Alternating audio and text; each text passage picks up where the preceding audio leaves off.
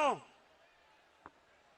हजरत अली रज़ी अल्लाह ताला, उनका मुकाम किधर? उनका मुकाम हमारे दिलों में, हमारे दीन में, हमारी तारीख में। वो खलीफा वक्त होते हैं। और एक यहूदी के साथ केस लगता है अदालत में। हजरत अली रज़ी अल्लाह ताला अदालत में उस यहूदी के खिलाफ केस हार जाते हैं। खलीफा वक्त केस हारता है क्योंकि काजी उनके बेटे की गवाही नहीं मानता। अब इससे क्या चीज सामने आती है? सबसे पहले कि खलीफा वक्त भी कानून के ऊपर नहीं होता। मुसलमानों का जो इंसाफ का निजाम था, हमारे नबी सल्लल्लाहु अलैहि वसल्लम ने कहा मेरी बेटी भी जुर्म करेगी तो उसको सजा मिलेगी।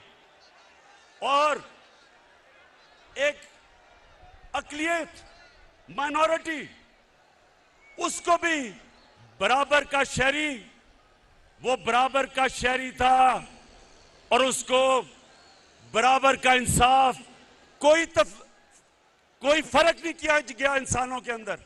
ये था मुसलमानों का इंसाफ। आज आप सोचें, दुनिया के अमीर तरीन मुल्क, डेवलप्ड मुल्कों में, आज आप सोचें कि क्या आज के दिन क्या कोई बाहर से, वहां की कोई अकलियत हो, हमारी बाहर से लोग हों, क्या उनको उनके वजीर आजम के सामने इंसाफ मिल सकता है? नहीं मिल सकता। आज सोचें कि किसी तरह माइनॉरिटीज को दुनिया में चले जाएं, जो मुसलमानों के दौर में मदीना की रियासत में जो माइनॉरिटीज को प्रोटेक्शन थी, जो उनके हकूक थे, आज आपको डेवलप्ड वर्ल्ड में नहीं मिलते। तो इसका मतलब क्या है कि रहमतुल लिल आलमीन सब इंसानों के लिए रहमत बन के आए थे, इंसानियत को इकट्ठा करने आए थे, तकसीम नहीं करने आए थे, नफरतें नहीं पैदा करने आए थे।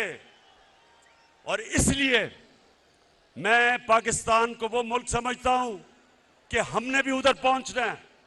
हमारी अकलियतें बराबर के शहरी हैं, कानून के सामने वो बराबर हैं। हम वो मुल्क बनना चाहते हैं जो इंसानों को इकट्ठा करेगा। हम वो फॉरेन पॉलिसी लाना चाहते हैं जो किसी के साथ जंग में शरीक नहीं होगा, लेकिन अमन में हम सबको इकट्ठा करने के लिए तैयार हैं।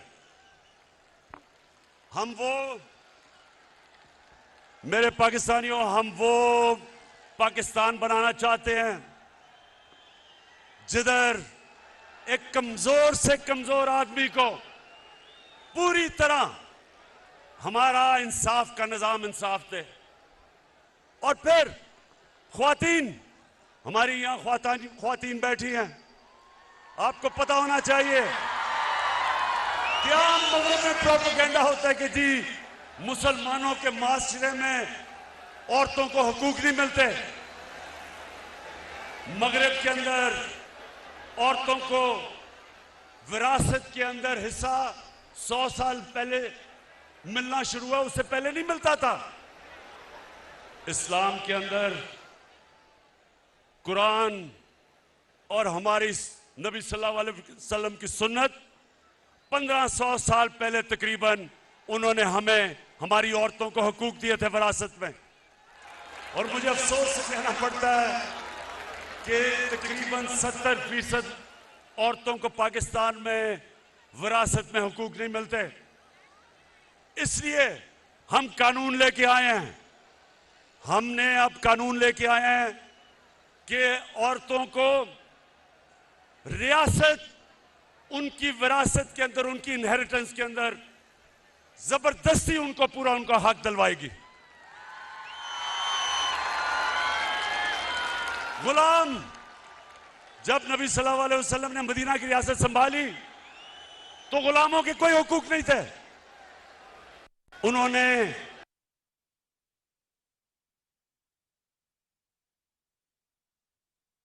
गुलाम रखना है तो उसको एक घर के फर्द की तरह रखो। ये हमारा, नौजवानों, हमारा ये था दीन। मुसलमानों के दौर में गुलाम बादशाह बन गए। हिंदुस्तान में गुलामों ने हुकूमत की, मिस्र में गुलामों ने हुकूमत की, क्योंकि नबी का फरमान था कि उनको एक घर के फर्द की तरह रखो। तो मेरे पाकिस्तानियों, मुझे बड़ा अफसोस होता है जो मैं मदीना की रियासत जिस तरफ हम सफर पर निकले हुए हैं, मैं ये चाहता हूं कि हम घर के मुलाजमों को, उनको भी उसी तरह रखें, उनको भी अच्छा खाना दें, उनके भी हुकूक रखें, वो भी इंसान है। ये हमारी नबी की सुन्नत है। पाकिस्तानियों, सुनते जाओ, मैं आपको सफर बता रहा हूं कि आपका नजरिया क्या है, किस लिए यह मुल्क बना था, अल्लामा इकबाल की क्या ख्वाब थी। क्योंकि आज 200 मिलियन यानी 20 करोड़ मुसलमान हिंदुस्तान में हैं, लेकिन जो हिंदुस्तान में भी मुसलमान थे उन्होंने भी पाकिस्तान के लिए वोट किया था, क्योंकि वो ख्वाब थी, वो देखना चाहते थे कि मदीना की रियासत के तर्ज पे मुल्क खड़ा हो। अच्छा सुने, मैं अभी आखिर में आपसे जो मेन बात करने के लिए आप सबको बुलाया, मैं जरा आगे चलूं। जो हमारे मदीना की रियासत में अल्लाह ने हमारी कौम को क्या हुक्म दिया था, अमर बिल मारूफ, इसका क्या मतलब है? इसका मतलब ये कि एक कौम के ऊपर लाजमी कर दिया कि आप जब भी आप देखें कि कोई बदी है, बुराई है, कौम की जिम्मेदारी लगाई कि आप उस बदी और बुराई के खिलाफ जिहाद करें, अच्छाई के साथ खड़े हों, क्योंकि ये कौम को जिंदा रखती है। पाकिस्तानियों, मैं जब आज से तकरीबन 20 साल पहले लंदन में था, इराक के ऊपर हमला करने लगा था अमेरिका और बरतानिया, 20 लाख लोग निकले। बरतानिया में 20 लाख लोग सड़कों पे निकले जंग के खिलाफ। अमर बिल मारूफ, इसको कहते हैं अमर बिल मारूफ, कि उनकी हुकूमत को फायदा भी होना था इराक जंग से, इराक में तेल भी था, लेकिन वो अच्छाई के साथ खड़े हुए, उन्होंने कहा नहीं ये गलत है। इसको अमर बिल मारूफ कहते हैं, इसको जिंदा कौम कहते हैं। और मैं आज सबको देख के मुझे खुशी ये है कि मैंने जब आपको कॉल दी, ये जो लोगों के जमीरों का सौदा हो रहा है, एक गवर्नमेंट को गिराने की कोशिश क्या कर रही है, पैसे लगा रहे हैं लोगों को खरीदने के लिए। तो मैं आज आप सबका शुक्रिया अदा करता हूं कि आप इस तादाद में यहां आए और आपने बताया कि आप इस जुर्म में शरीक नहीं। मैंने जरा आपको बस जो मैं बात करने के लिए आखिर में ये जो साजिश है उसके ऊपर बात करने से पहले मैं सिर्फ आपके लिए ये बताना चाहता हूं कि इन्होंने फैसला किया कि हमारी हुकूमत को गिराना है, क्योंकि जी पाकिस्तान तबाह हो रहा है। तो नौजवान ये सुन लो, मेरे पाकिस्तानियों जो सुन रहे हो, मैं बड़ी जल्दी आपको बताना चाहता हूं और मैं आज दावा करता हूं कि पाकिस्तान की तारीख में 3.5 साल में किसी हुकूमत ने इस तरह की परफॉर्मेंस नहीं दी जो हमने अपने 3.5 साल में दी है।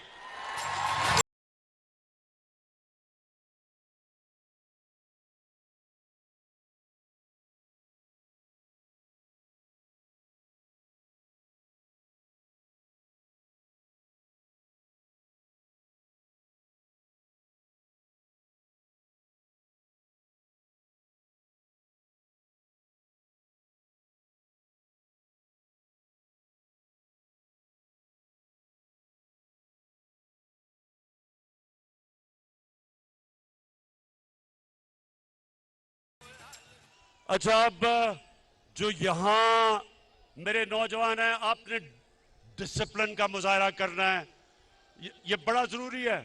क्योंकि आपने मेरी बात सुननी है, इसलिए तंग नहीं करना लोगों को, डिसिप्लिन रहना है। हाथ खड़ा करके बताओ। ठीक, अच्छा जी।